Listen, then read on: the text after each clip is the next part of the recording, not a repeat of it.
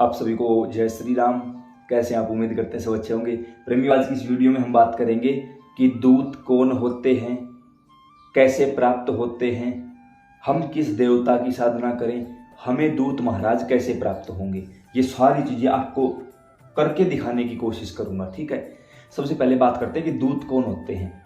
बाबा हनुमान के दूत होते हैं, बाबा श्याम के दूत होते हैं, माता की यक्षणियाँ होती हैं, योगनियाँ होती हैं, भगवान शिव के गण होते हैं। अर्थात जिन लोगों ने किसी भी प्रकार से भगवान की सेवा की होती है, मान के चलो किसी के ऊपर सवारी आती है, उसने सारी जिंदगी भगवान की सेवा की है, समाज कल्याण किया है, लोगों का भला किया है, तो जब वो पवित्र आत्मा इस शरीर को छोड़ती है, इस धराधाम पर उसकी उम्र पूरी हो जाती है, तो वो उस देवता के चरणों में, जैसे मान के चलो किसी के ऊपर बाबा हनुमान के किसी दूत की सवारी आती है, तो वो मरने के बाद बाबा हनुमान के श्री चरणों में चला जाता है और उस पवित्र आत्मा को फिर मेहंदीपुर धाम में, सालासर धाम में, जैसे बागेश्वर धाम में स्थान दे दिया जाता है और वहां से वो आत्मा फिर भगवान के कल्याण कार्यों में लग जाती है, निस्वार्थ भाव से परमार्थ सेवा में लग जाती है। फिर जब मेरे जैसा कोई भी साधक बाबा हनुमान की पूजा करता है, तब बाबा हनुमान उस आत्मा को उठा के मेरे शरीर पर भेज देते हैं, जा भाई तू दूत बन के काम कर। अब दूत पहले से ही बाबा के चरणों में विलीन हो चुका है, तो वो एक प्रकार से बाबा हनुमान ही कहलाएंगे। बाकी माता रानी या बाबा हनुमान कभी नहीं आते किसी के शरीर पर, भगवान शिव नहीं आते, अपने दूत गण योगिनी यक्षिणियों को भेजा जाता है, मशानियों को भेजा जाता है, वही काम करते रहते हैं। जब उन्हीं का रूप है तो उन्हीं के नाम से पूजे जाएंगे, उन्हीं के नाम का जयकारा लगाएंगे। तो ऐसे में हमने ये बताया आपको कि दूत क्या होते हैं। ये जो भगवान की सेवा करते हैं जितने जी, मरने के बाद यही दूत गण बनते हैं भगवान के।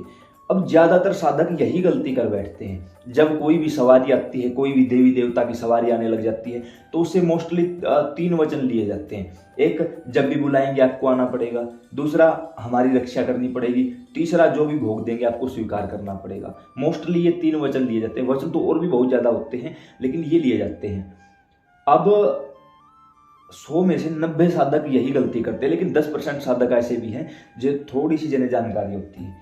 एक वचन ऐसा होना चाहिए, मैं आप लोगों को खुलकर बोलूँ। वैसे तो भगवान शिव ने मुझे 7 वचन ऐसे बता रखे हैं जो मैं यहाँ पब्लिकली तो नहीं बोल सकता। अगर कोई साधक है जिसके ऊपर पहले से कोई सवारी आती है, तो आप मुझसे पर्सनली बात कर सकते हो, मैं आपको पर्सनली वो 7 वचन बता सकता हूँ, भेज सकता हूँ आपके पास। वैसे यहाँ नहीं बोल सकता, लेकिन एक चीज़ है जो मैं यहाँ इनकी आज्ञा अनुसार बोलना चाहूँगा। जैसे ही पितरों की सवारी हो, किसी देवी देवता की सवारी हो, उससे सबसे पहला वचन ये लिया करो कि जब तक मैं इस धराधाम पर रहूंगा, भगवान ने मेरी जो भी उम्र नियुक्त की है, मैं उसी उम्र में खुश हूं, उसी जिंदगी में खुश हूं। मैं समाज कल्याण करते हुए जब इस धरती को छोड़ूंगा, धराधाम से जाऊंगा, तो आप मुझे रोकोगे नहीं। आप खुद मुझे भगवान के धाम छोड़ के आओगे, वैकुंठ धाम छोड़ के आओगे, जहां से वापिस कभी आना नहीं होता, फिर दोबारा जन्म नहीं होता, फिर दोबारा मृत्यु नहीं होती। ऐसा काम आप मुझसे करवाओगे कि अंत समय मुझे मोक्ष मिले। मुझे भगवान के धाम जाना है, मुझे आपके धाम नहीं जाना है। मैं यहाँ अब बार बार आने जाने के लिए नहीं आया हूँ, मुझे भगवान के धाम जाना है। जब आप ऐसी बात बोलोगे, क्यों? जब एक शक्ति किसी व्यक्ति के शरीर पर 20, 30, 50 साल खेलती है, उससे काम करवाती है, तो उस शक्ति का उस इंसान से मोह हो जाता है। फिर अंत समय वो शक्ति उसको छोड़ती नहीं, अपने धाम बुला लेती है, अपने चरणों में जगह दे देती है।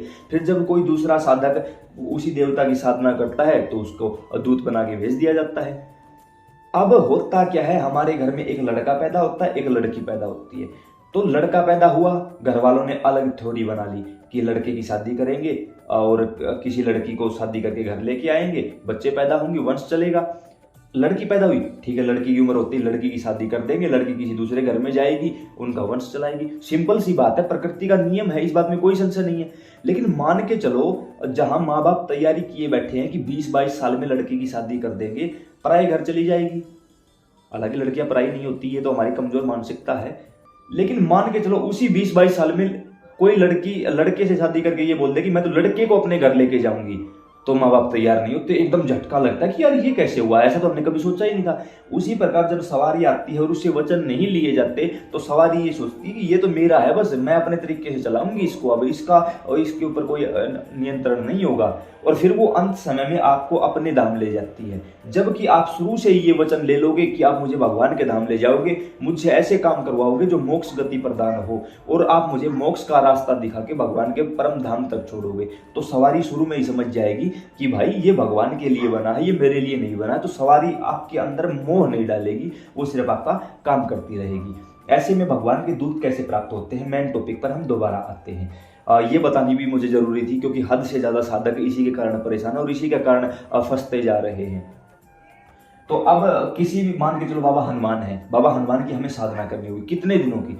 जिस भी देवी देवता के दूत आपको चाहिए तो सबसे पहले आपको गुरु शरण में जाना होगा, गुरु बनाने होंगे। गुरु के बगैर जो सवारी आएगी वो अनियंत्रित होकर आएगी, काम नहीं करेगी। सबसे पहले किसी भी मंदिर से आप जलती हुई ज्योति लेके आइए। अखंड ज्योति के ऊपर अलग से वीडियो बना दी गई है, उसको देख लेना, समझ जाओगे सब कुछ। अलग से आप ज्योति लेके आए, किसी भी देवी देवता की सवारी लेना चाहते हो ना आप, तो उसी के मंदिर से अखंड ज्योति लेके आओ। वो मंदिर आसपास ना मिले तो कोई भी मंदिर है जहां अखंड ज्योति पिछले 5-7 सालों से चल रही हो, वहां से आप ज्योति ले आओ अपने घर में।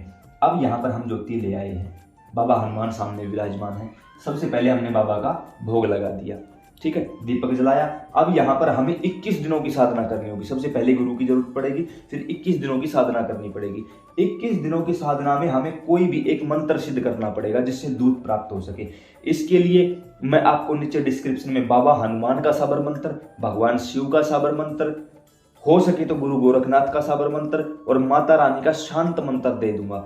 वो शांत मंत्र जो 4 मंत्र मैंने आपको बताए हैं, इन चारों मंत्रों में आपको गुरु की आवश्यकता नहीं पड़ेगी। फिर भी मैं कहूंगा पर्सनली कि आप भगवान शिव को गुरु बना लीजिए और फिर अपनी आगे की कार्यवाही शुरू करिए। लेकिन अगर आपके गुरु हैं फिर भी आप जो 4 मंत्र आपको दूंगा वो आपको करने चाहिए। उनसे क्या होगा, आपको पूरे चांसेस हैं कि दूत महाराज प्राप्त हो जाएंगे। उसके साथ जो 21 दिनों का आपने संकल्प लिया है, 21 दिनों के अंतर्गत आपको हर रोज कार्य, जो साबर मंत्र नीचे दूंगा, जिन लोगों ने पहले कोई सात्विक मंत्र जैसे ओम नमः शिवाय, ओम नमो भगवते वासुदेवाय, ओम दुम दुर्गाय नमः या कोई भी गुरु मंत्र सिद्ध कर रखा है, उन लोगों को हर रोज 21 दिनों तक लगातार 3-3 माला जाप करनी है। जिन लोगों ने पहले कोई मंत्र सिद्ध नहीं कर रखा, कोई भी पूजा पाठ नहीं करते थे, उन लोगों को हर रोज 11-11 माला करनी है। आप कैसे करोगे ये आपका काम है, मेरा नहीं है। आप ये काम सुबह कर सकते हो, शाम कर सकते हो, मेल फीमेल कोई भी कर सकता है भाई। बीच में मासिक धर्म की प्रक्रिया होती है, वो आपकी जिम्मेवारी होगी। अगर मासिक धर्म की प्रक्रिया बीच में होती है तो आपकी पूरी साधना खंडित मानी जाएगी। दोबारा से 21 दिनों तक आपको करना होगा। किसी भी समय किसी भी दिन से ये काम आप शुरू कर सकते हो, लेकिन कोशिश ऐसी करो कि 21वां दिन, जैसे बाबा हनुमान के लिए बैठे हो तो पूर्णिमा हो, कोई मंगलवार हो, कोई तीज त्योहार हो, कोई ऐसी कोशिश करो।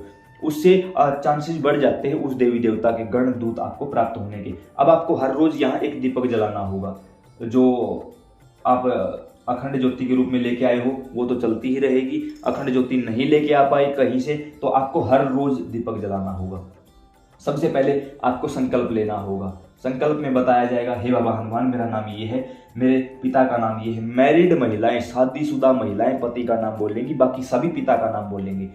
इस जगह का स्थायी निवासी हूँ, गोत्र ये है। इस दिन, आज अभी इसी समय ये दिन है, वो दिन बोलोगे जिस दिन पहली बार बैठे हो। आज से हम आपकी 21 दिनों की साधना उठाते हैं और आपके इस मंत्र का जाप करेंगे। फिर वो मंत्र बोलो, कौन से मंत्र का जाप करोगे। प्रभु आपसे प्रार्थना है कि इन 21 दिनों में आप अपने दूत महाराज मुझे प्रदान करिए। आपके दूत मेरे शरीर पर सवारी ले। सवारी नहीं लेना चाहते तो मानसिक रूप से मुझे बताएं या सौपन के माध्यम से मुझे संकेत दीजिए। आपको प्रभु श्री राम और माता सीता के चरणों की सौगंध लगे। इस जो 21 दिन की साधना, इसको सफल भी आप ही करोगे और मेरी मनोकामना दूत महाराज की प्राप्ति की है उसको भी आप ही दोगे। ऐसा बोल के जल छोड़ दो। दूसरी बार फिर से जल हाथ में लो और कहो, हे बाबा हनुमान, हम आपकी साधना करने जा रहे हैं। अगर हमारे शरीर में या हमारे घर में कोई गंदी शक्ति है उसको आप दूर करो। ये पूजा पाठ कोई और शक्ति ना ले पाए। ऐसा करके आप जल का छिड़काव करो। ये सुरक्षा चक्कर बन चुका है आपका। अब इस सुरक्षा चक्कर में बैठ के आप चालीसा करना चाहते हो, चालीसा हनुमान चालीसा, श्याम चालीसा, कुछ भी कर सकते हो। यानी जिस देवता के लिए बैठे हो ना, सिर्फ उसी देवता के ऊपर फोकस रखना है और किसी पर नहीं।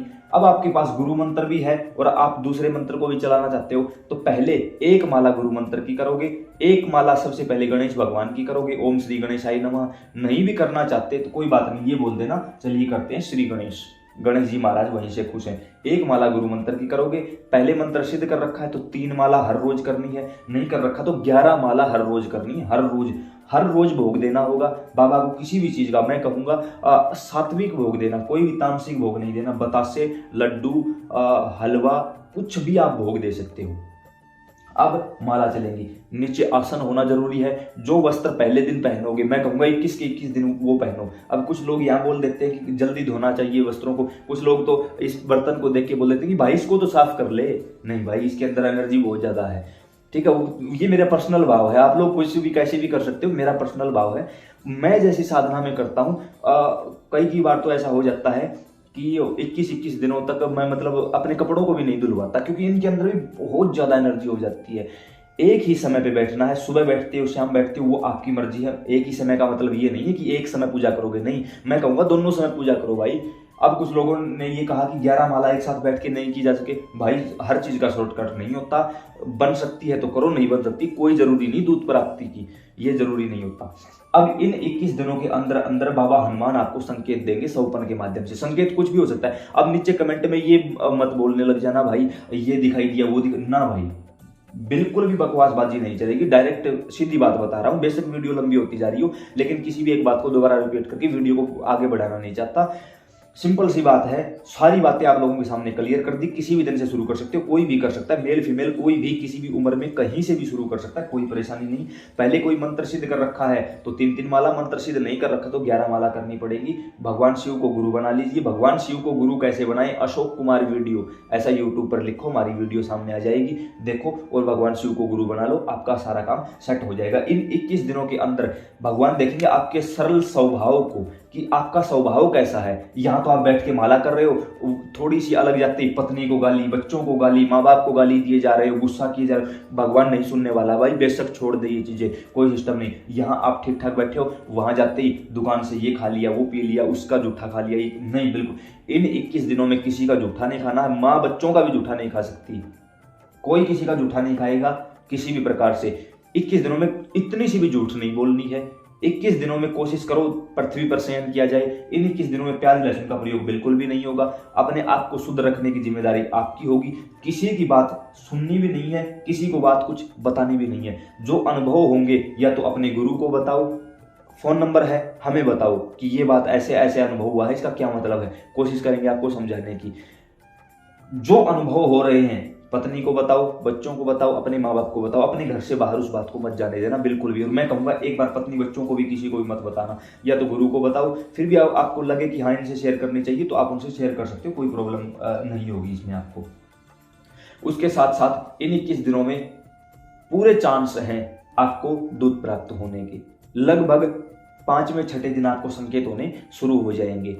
पहले से मंत्र सिद्ध कर रखे हैं तो और भी जल्दी संकेत होने शुरू हो जाएंगे। सौपन के माध्यम से भगवान दर्शन देने लगेंगे, अन्य लोकों में घूमने लगोगे, अपने आप को उड़ता हुआ देखोगे, अपने आप को खुश देखोगे, अपने आप को पवित्र होता। जितना ज्यादा पवित्र और सरल बना लोगे ना अपने आप को, उतने ज्यादा चांसेस हैं उस देवी देवता के दूध प्राप्त होने के। अब ये चीज आप लोग देखो कि कैसे आप लोगों को क्या क्या अनुभव हुए हैं। हर एक व्यक्ति का अनुभव अलग अलग होता है। मैं कहूँगा जितना सरल स्वभाव से करोगे ना उतने देवी देवता ज्यादा प्रसन्न होते हैं। तो उम्मीद करता हूँ ये जानकारी समझ और पसंद आई होगी। फिर भी कोई ऐसा टॉपिक है जो छूट गया हो तो आप कमेंट बॉक्स के माध्यम से पूछ सकते हो। हर टॉपिक पर वीडियो पहले से बना दी गई है, तो वो वीडियो आप देखो और नीचे व्हाट्सएप का लिंक दिया गया है, वहां से आप हमारे साथ जुड़ सकते हो। जय श्री श्याम, राधे राधे।